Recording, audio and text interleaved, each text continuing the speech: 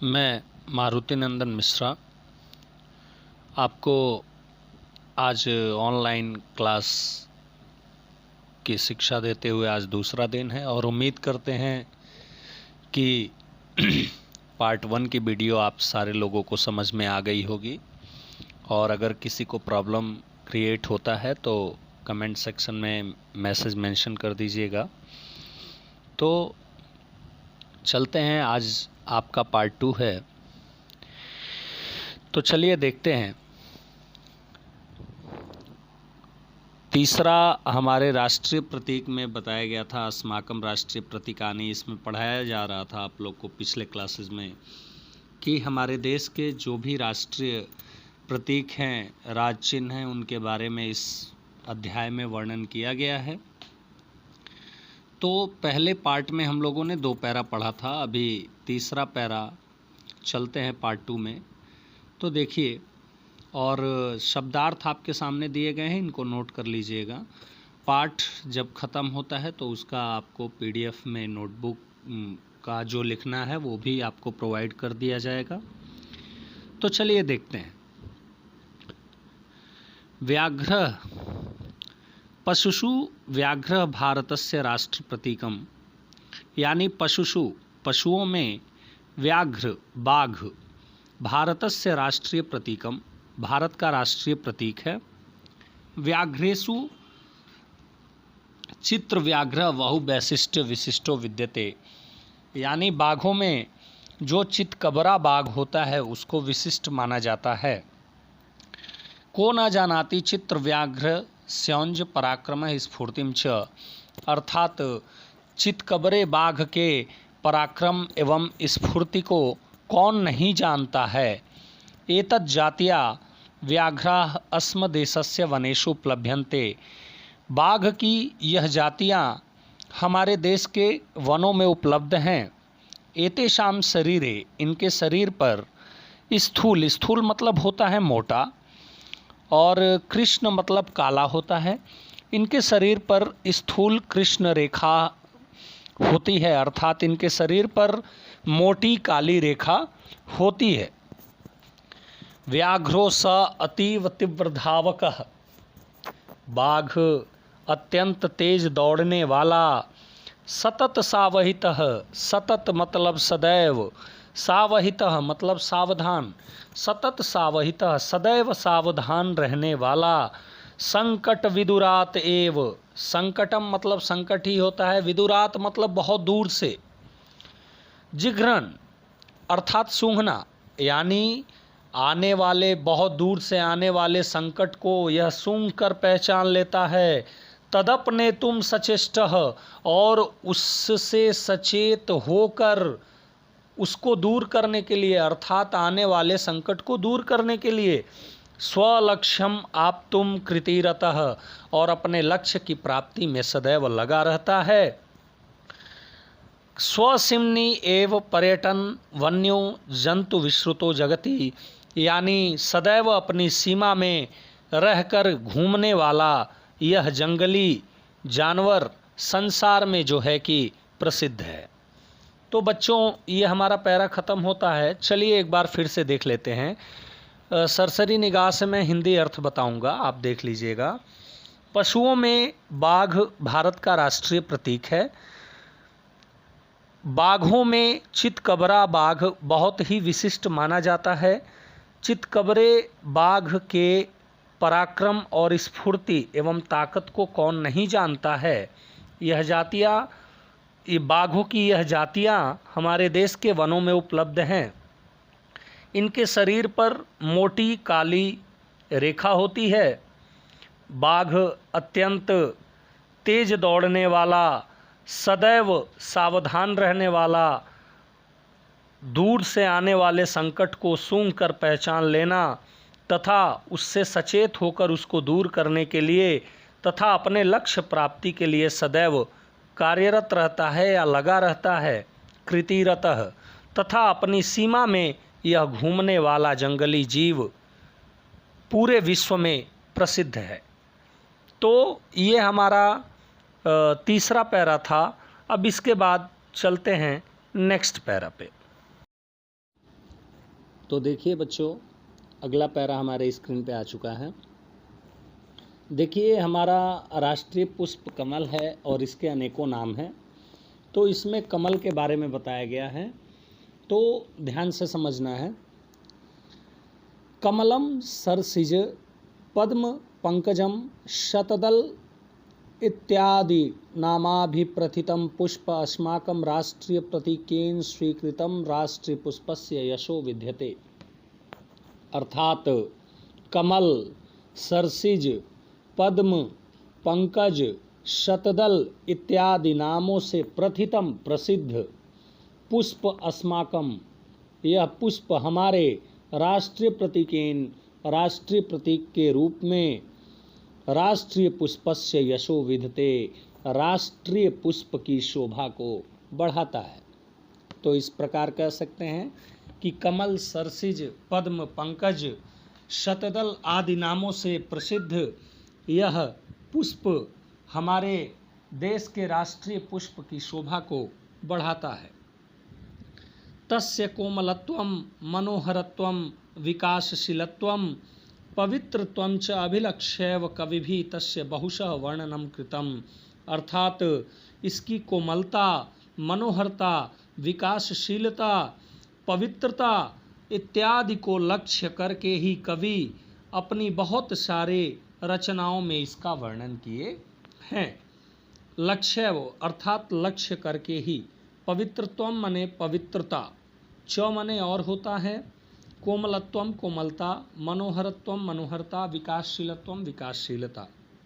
तो ऐसे कह सकते हैं कि इसकी कोमलता, मनोहरता, विकासशीलता एवं पवित्रता को लक्ष्य करके ही कवि इसके बारे में बहुत सारा अपनी रचनाओं में वर्णन किए हैं।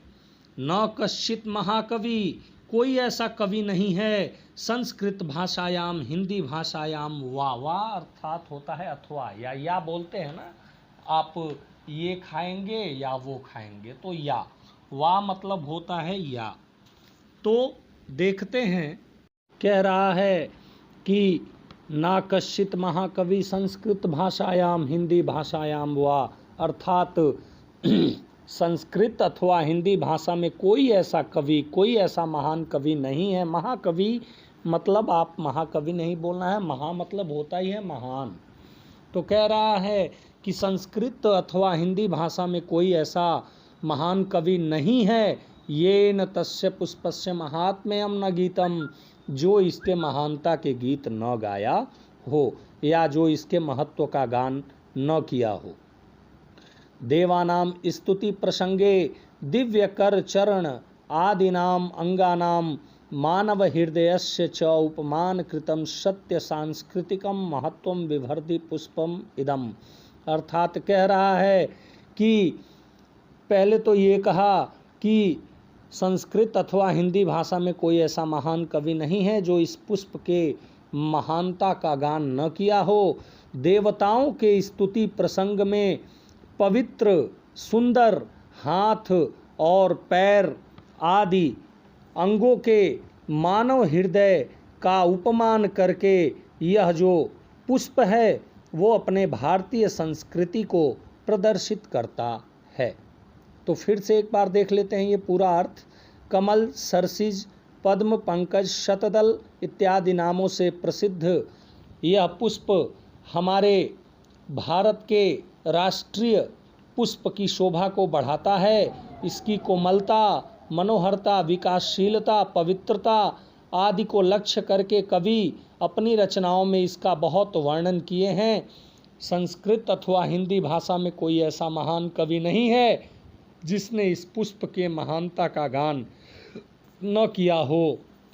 देवताओं के स्तुति प्रसंग के संदर्भ में सुंदर हाथ और पैर आदि मानव हृदय के अंगों का उपमान करके यह पुष्प भारत की संस्कृति को प्रदर्शित करता है, भारत के संस्कृति को दिखाता है।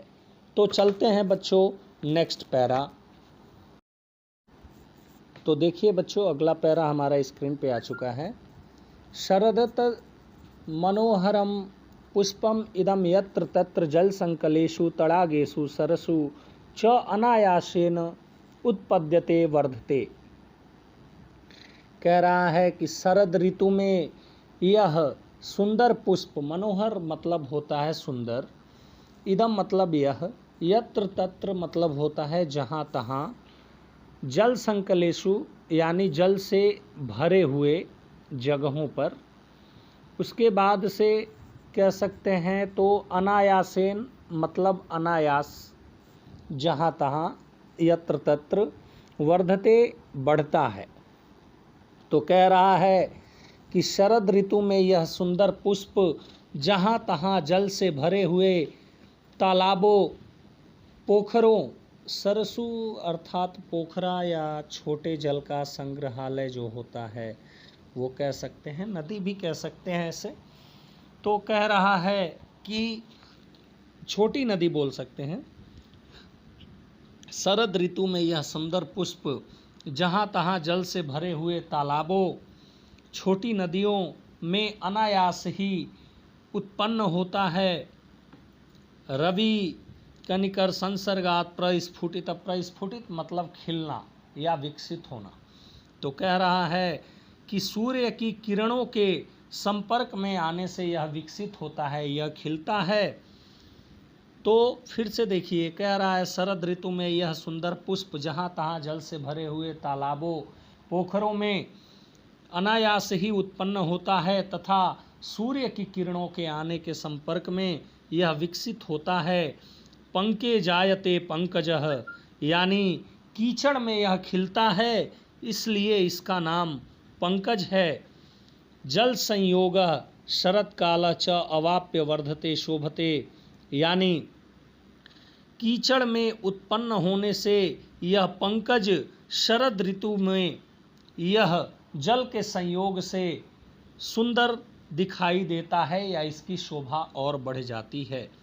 तो फिर से देखिए, कह रहा है पंके जायते पंकज जल संयोग शरद काल च अवाप्य वर्धते शोभते यानी कीचड़ के संपर्क में आने से यह पंकज होता है। कीचड़ के संपर्क में आने से यह पंकज जल के संयोग से, जल के मिलने से यह शरद ऋतु में बढ़ता है तथा अपनी शोभा को बढ़ाता है।